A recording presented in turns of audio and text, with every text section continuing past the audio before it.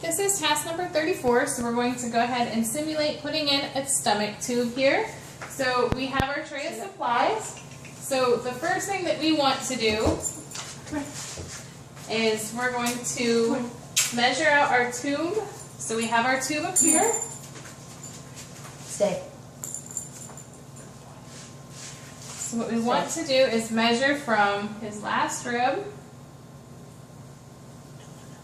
And we want to go up to canine tooth. Okay, so then what we're going to do is take a piece of tape and we're just going to mark our tube here so that we know that we don't want to go any farther than that. Okay. So then we're going to go ahead and insert a roll of tape to hold his mouth open.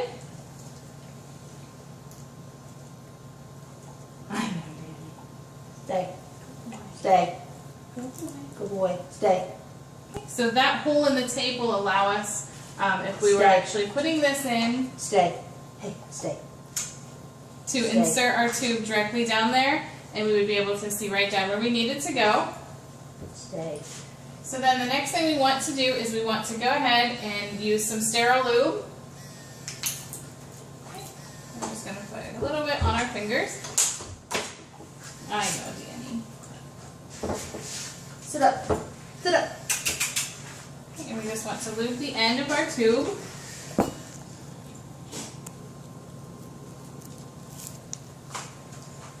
Stay. Stay. Okay, so we would then turn around, like I said, lube the end of our thing, and we would gently insert that through the tube, through the hole in the tape, and then we would just gently run this down to where his last rib is. Okay, and then we have our water. Just let me put our cup over here so that we can catch it. So we would have our tube placed in. Stop.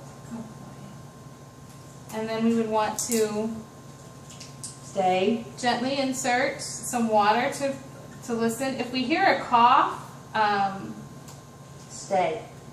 we know that we are in the lungs and not in the right place.